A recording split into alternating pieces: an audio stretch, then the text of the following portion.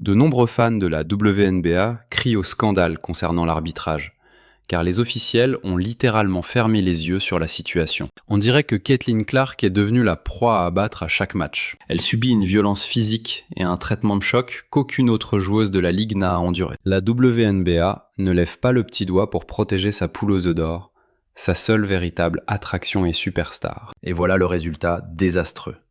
Alors qu'on nous avait promis qu'elle allait révolutionner la ligue. Ils nous l'ont vendue comme le visage de l'avenir, sans nous avertir que la ligue elle-même serait son plus grand obstacle. Il a suffi de quelques matchs pour que Caitlin Clark passe du statut d'enfant chéri de la WNBA à celui d'ennemi public numéro 1 sur le terrain. C'est un choc total. Caitlin Clark sera sur la touche pendant au moins 2 semaines à cause d'une blessure au quadriceps. Eh bien, la vérité sur la façon dont Caitlin Clark s'est blessée vient de faire surface. Commettre des fautes pour la 4e fois, c'est tout simplement de la triche. Caitlin Clark est le moteur principal de l'engouement pour le Fever et pour toute la WNBA. La recrue Caitlin Clark a été victime de plusieurs fautes intentionnelles, et pas seulement de la part des équipes adverses. On est loin du scénario classique des débuts difficiles d'une recrue en période d'adaptation. Ce qui s'est passé semblait beaucoup plus calculé et franchement plus dangereux. Après chaque rencontre, les joueuses, les fans et les entraîneurs de la WNBA se plaignent tous de l'arbitrage. Et ils ont prouvé qu'ils ne comptent rien changer, car les arbitres continuent d'être catastrophiques. Match après match, Caitlin a encaissé des coups et a été violemment jetée au sol, devant continuer à jouer malgré une avalanche de fautes non sifflées. Et ceux censés garantir l'équité, les arbitres, sont restés plantés là comme des figurants dans une mauvaise série B. Ce qui a commencé par un oubli occasionnel s'est vite transformé en une épidémie d'aveuglement, laissant passer des fautes flagrantes pendant que Clark mangeait le parquet. Écrivez « Protégez CC » en commentaire pour montrer votre soutien. L'entraîneuse principale du Fever, Stephanie White, poussait un coup de gueule parce que son équipe n'obtenait aucun coup de sifflet et manquait de respect. Puis est arrivé le moment que tout le monde redoutait. Caitlin écartée des terrains avec une blessure au quadriceps. Soudain, les fans se sont mis à revoir chaque faute ignorée, chaque coup d'épaule impuni et chaque regard qu'elle lançait aux officiels pour implorer un sifflet qui n'est jamais venu. Elle sera indisponible pendant un minimum de 2 semaines suite à une élongation du quadriceps. Caitlin Clark et Sophie Cunningham sont allées voir les officiels pour essayer, vous savez, de demander une explication sur ce qui venait de se passer, mais l'arbitre les a complètement ignorés. Ça ne ressemblait plus à de la malchance. Ça commençait à ressembler à un acte intentionnel. Et juste au moment où le débat atteignait son paroxysme, boum, de nouveaux rapports ont commencé à lever le voile sur à quel point ce système d'arbitrage est réellement cassé. C'est un problème profond et propre à la WNBA. Et alors que de plus en plus d'yeux sont rivés sur cette ligue, le problème prend de l'ampleur. L'arbitrage donne l'impression qu'on ne sait jamais vraiment à quelle sauce on va être mangé. Il s'avère qu'une bonne partie des arbitres de la ligue ont été recrutés, je vous le donne en mille, dans des championnats de lycée. Et ils n'arbitrent même pas les matchs en se basant sur leur propre jugement. Non, la ligue s'appuie sur une cellule grise en coulisses, composée de managers, d'entraîneurs et d'actionnaires, qui dictent aux officiels le niveau d'intensité physique qu'ils veulent voir dans les matchs. Les arbitres n'écoutent personne d'autre. Ils n'écoutent pas les entraîneurs. Ils n'écoutent pas les joueuses. Ils n'écoutent pas les fans. Ils écoutent leurs actionnaires. C'est pourquoi je continue de dire que rien ne changera tant que la mentalité et ceux qui dirigent tout ça, les actionnaires, la gouvernance, peu importe qui sont ces gens, ne changeront pas. Et Caitlin Clark se retrouve prise en étau, pile au centre de ce chaos où s'entrechoquent influence, ego surdimensionné et gros sous. Aujourd'hui, après des semaines de colère qui gronde et de vidéos scandaleuses qui se propagent comme une traînée de poudre sur la toile, avec même des coachs et des joueuses qui brisent le silence, la WNBA commence enfin à sentir le vent tourner. Si cette blessure doit servir à quelque chose, ça doit être un électrochoc violent pour la ligue. Pour le syndicat des joueuses et les propriétaires, tout ce buzz, toute cette euphorie, tout cet intérêt soudain pour le championnat peut s'évaporer en un claquement de doigts. Entre les menaces de procès qui planent et les rumeurs persistantes d'un arbitrage corrompu, la poule aux œufs d'or de la ligue risque de devenir son plus lourd fardeau si la direction ne réagit pas vite. Et voici la question à $1 million. Jusqu'où iront-ils pour saboter la joueuse qui remplit leur caisse depuis le premier jour? Caitlin Clark se fait massacrer sur le terrain et franchement, vu l'usure physique qu'elle subit, je ne suis pas étonné qu'après seulement 2 semaines de compétition, elle soit déjà sur la touche. Ce n'est pas le genre de la maison Clark de reculer devant l'adversité ou de baisser les yeux. À l'époque d'Iowa, elle a pulvérisé tous les records des livres d'histoire, a attiré des millions de fans et a propulsé le basket féminin en rendez-vous incontournable du prime time télé. Donc à son arrivée en WNBA, tout le monde s'attendait à des étincelles. Pas seulement grâce à son talent pur, mais par l'excitation qu'elle allait insuffler à une ligue sous assistance respiratoire. L'année 2024 a marqué une explosion historique de l'audience pour la WNBA. Une énorme partie de ce succès est directement liée à l'effet Caitlin Clark. Celle qui a mis la planète basket à ses pieds après une carrière universitaire légendaire, enchaînant 185 matchs consécutifs entre son parcours à Iowa et ses débuts avec le Fever de l'Indiana. 139 rencontres avec les Hawkeyes. Elle n'en a pas raté une seule. Jamais. Et pendant un instant, la magie opérait. Les stades étaient pleins à craquer. Les audiences télé crevaient le plafond.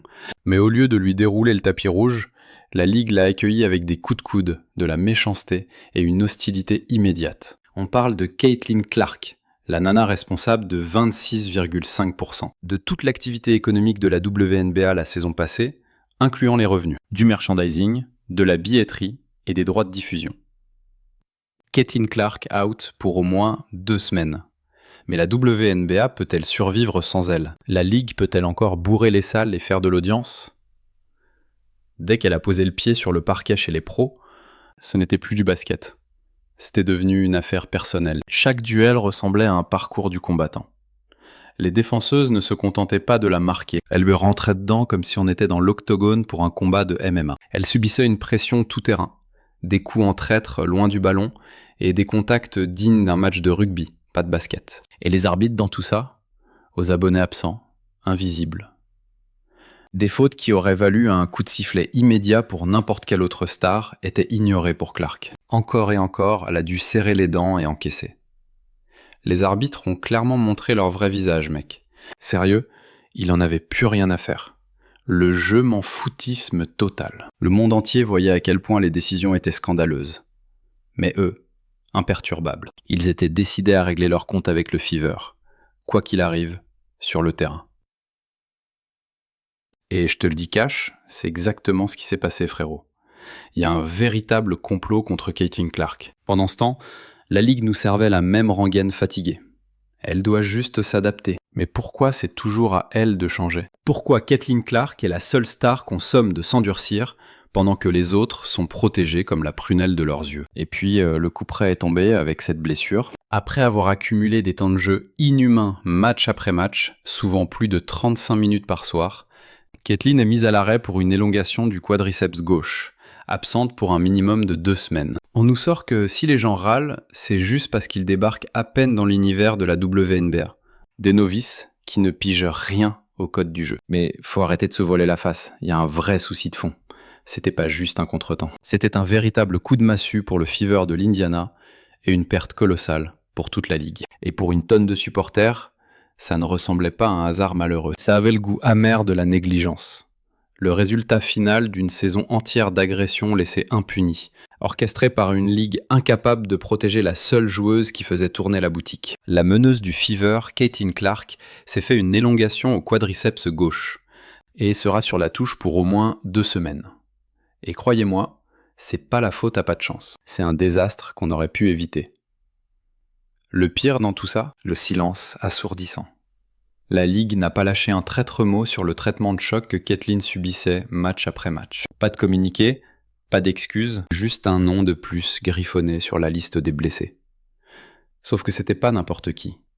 C'était le visage de la nouvelle ère de la WNBA. Elle est clouée au banc non pas parce qu'elle a craqué sous la pression, mais parce que le système censé la protéger a préféré détourner le regard. C'est ça. Le manque de respect envers Caitlin Clark. On parle quand même de la joueuse de basket la plus populaire du moment, point barre. Je dirais même qu'elle est facilement dans le top 5 des athlètes les plus suivis aux États-Unis, d'accord? Vous avez cette superstar dans une ligue que personne ne regardait avant, qui n'a jamais généré un rond de profit, et votre système est complètement cassé au détriment de son équipe. Même sur le terrain, les langues se délient. Kelsey Mitchell, sa propre coéquipière, lui a subtilement conseillé d'écouter les signaux d'alarme de son corps. Une façon discrète de dire que Kathleen jouait avec une douleur qui aurait mis n'importe qui d'autre sur la touche. Les fans l'ont vu, les médias l'ont souligné. La question qui brûle les lèvres maintenant, c'est pourquoi la plus grande star de la ligue a été laissée sans défense et qui tire profit de son absence. Mais Kelsey Mitchell a déclaré « Même s'il y a blessure, on espère que c'est juste, tu sais, un petit truc qui traîne. Encore une fois, faut prendre soin de son corps, c'est l'expérience qui parle. La récupération, c'est le nerf de la guerre. Si tu es à l'écoute de ton corps, tu sais ce qu'il te faut. » Voilà pour Kathleen. Mais si on creuse un peu du côté de l'arbitrage en WNBA, on tombe sur une réalité franchement inquiétante. Les arbitres ne sont pas juste verts, ils sont carrément sous-qualifiés. Certains sont passés directement des gymnases de lycée au parquet de la WNBA en zappant toutes les étapes cruciales comme la fac ou la G-League de la NBA. On ne parle pas de pros aguerris avec des années de bouteille. Souvent, ils apprennent le métier sur le tas en arbitrant les matchs les plus cruciaux de l'histoire de la ligue. Et ce manque d'expérience saute aux yeux, surtout quand il s'agit de gérer la joueuse dont tout le monde parle, Caitlin Clark. Je vous le dis, parce qu'ils n'en parlent pas assez ici. Et c'est pour ça que je ne veux pas qu'on s'en prenne personnellement à ces arbitres. Je pense qu'ils font de leur mieux. S'ils embauchent des arbitres qui n'ont pour seule expérience que des matchs de lycée, et peut-être une petite pige rapide en G-League, faut pas s'étonner du niveau. J'ai revérifié de mon côté pour être sûr que rien n'allait changer, mais le terrier du lapin va bien plus profond. Ces officiels ne sifflent pas uniquement, selon leur propre jugement.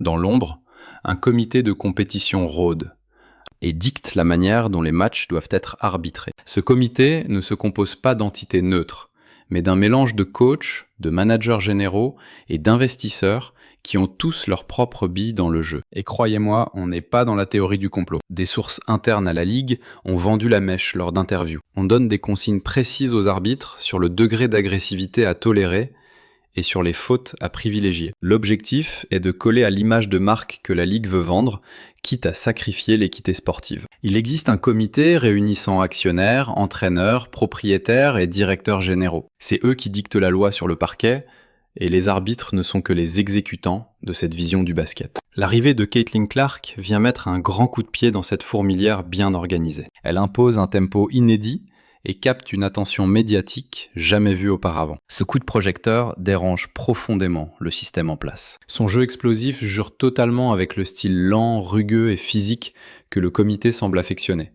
La conséquence directe, c'est qu'elle se fait massacrer sur le terrain injustement. Et on lui refuse la protection qu'elle mérite. D'habitude, il faut attendre la mi-saison, mais cette année, il a suffi de 4 matchs pour que Stephanie White dise stop. Pour moi, il y avait clairement faute sur elle. Franchement, je trouve ça scandaleux ce qu'on nous fait subir depuis quelques rencontres. Des contacts qui seraient immédiatement sanctionnés en NBA ou même à la fac sont ici totalement ignorés. Pas de coup de sifflet, pas de justice, juste un silence radio. Et quand elle va demander des comptes aux arbitres, on lui répond par le mépris.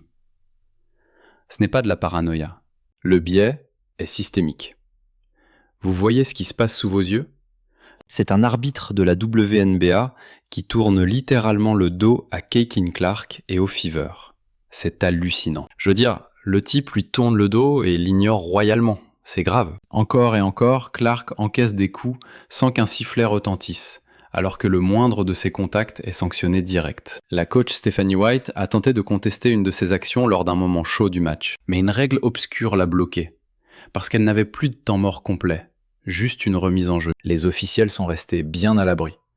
Caitlin, elle, était livrée à elle-même. Ce genre d'application tordue du règlement ne fait pas que fausser les matchs, ça détruit la confiance. J'étais persuadé qu'il y avait faute surtout. Vous savez, c'est assez flagrant ce qui nous arrive ces derniers temps. Je pourrais comprendre si on se contentait de balancer des briques à 3 points, mais le manque de respect envers notre équipe atteint des sommets.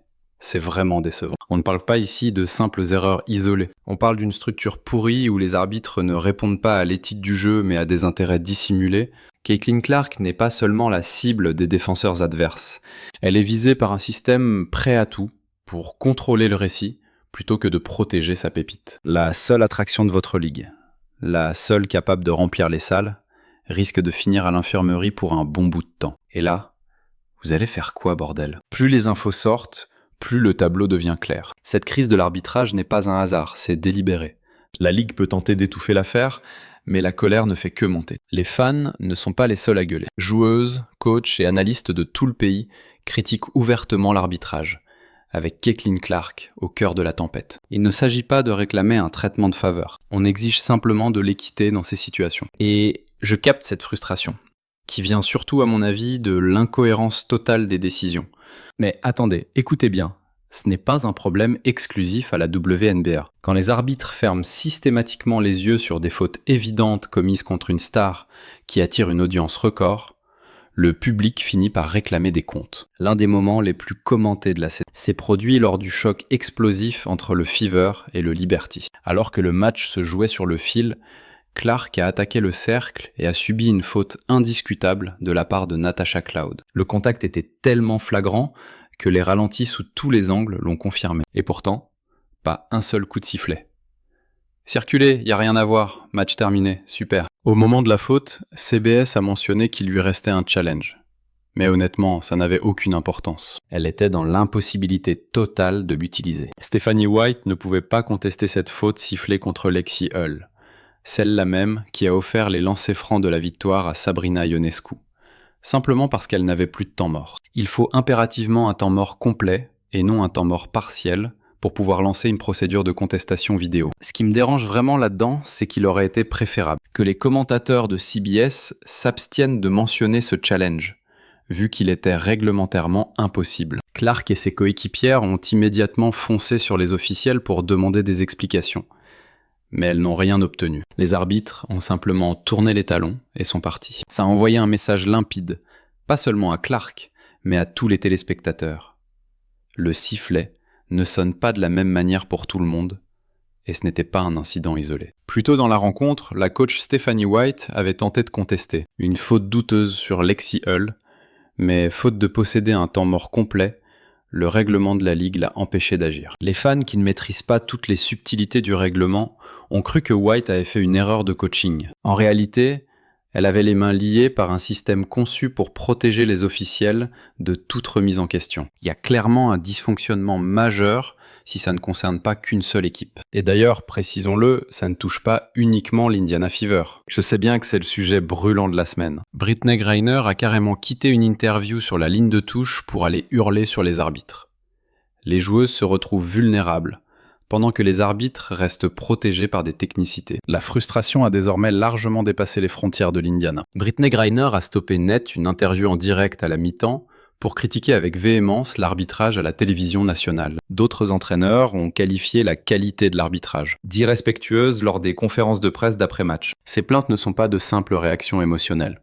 Ce sont des critiques stratégiques et réfléchies. Joueurs et coachs soulignent que le règlement n'est pas appliqué de manière uniforme, et cette inconstance brise totalement le rythme des matchs. Pourtant, la WNBA semble faire la sourde oreille, balayant les critiques en les qualifiant de problème d'adaptation des nouveaux fans qui ne connaîtraient pas le style physique de la ligue. Mais cette justification ne tient absolument pas la route. Le problème n'est pas l'engagement physique, c'est le manque total de cohérence. Dès l'instant où Caitlin Clark pose le pied sur le parquet, on a l'impression que le livre des règles change. Elle est arbitrée différemment, subit des charges plus agressives, et quand elle encaisse sans broncher, les officiels ignorent les dégâts jusqu'à ce que son corps lâche. J'ai d'ailleurs remarqué lors du match contre le Liberty que les tirs de Caitlin Clark étaient tous très courts, ce qui montrait qu'elle n'était pas dans son assiette et qu'elle avait du mal à planter ses 3 points, sachant qu'une grande partie de l'explosivité pour ses tirs longue distance vient des jambes. Aujourd'hui, mise sur la touche avec une élongation du quadriceps,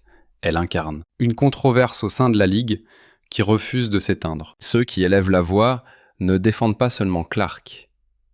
Ils dévoilent une culture qui récompense le silence et pénalise l'excellence. Caitlin Clark n'a jamais réclamé de traitement de faveur. Elle réclame simplement le standard d'arbitrage que chaque joueuse mérite. Pourtant, plus elle excelle, plus elle se heurte à un mur, non seulement de la part de ses adversaires, mais du système même censé la protéger. La fronde ne faiblit pas.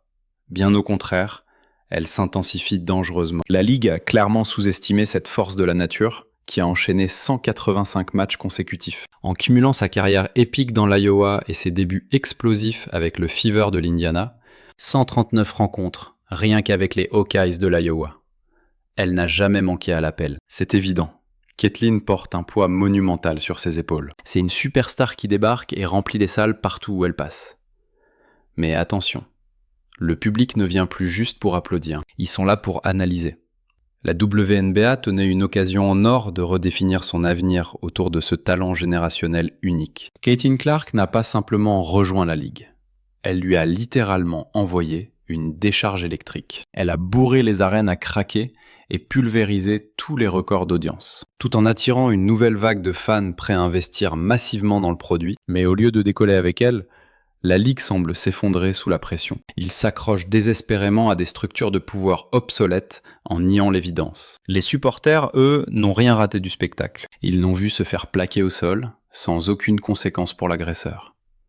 Ils ont vu les arbitres se concerter pour finalement tourner les talons. Ils ont vu le tableau d'affichage basculer, non pas grâce à la supériorité de l'équipe adverse, mais parce que quelqu'un en uniforme rayé a décidé de détourner le regard au moment crucial. Aujourd'hui, la colère des fans s'est transformée en mobilisation. La pression juridique commence à monter sérieusement. Les médias creusent le sujet bien plus profondément qu'avant. Et les discussions qui se tenaient autrefois en privé font désormais les gros titres. Le système est mis à nu. En parallèle, le Fever s'est retrouvé systématiquement du mauvais côté du sifflet. C'était flagrant sur ce match et on a l'impression que c'est le scénario de toute la saison. C'est devenu un refrain habituel. On tolère un niveau d'agressivité physique dingue contre elle. Par contre, interdiction formelle pour elle de répondre sur le même ton de l'autre côté du terrain. Et ce traitement de faveur inversé vise tout particulièrement Caitlin Clark, bien entendu. Ça fait trop longtemps que la responsabilité en WNBA fonctionne en vase clos. Les arbitres rendent des comptes au comité, les comités aux actionnaires, mais personne ne répond au public. Sauf que ce petit circuit fermé a volé en éclats sous le projecteur braqué par Clark. Elle n'a jamais cherché la polémique. Elle ne voulait pas devenir le visage d'une révolte.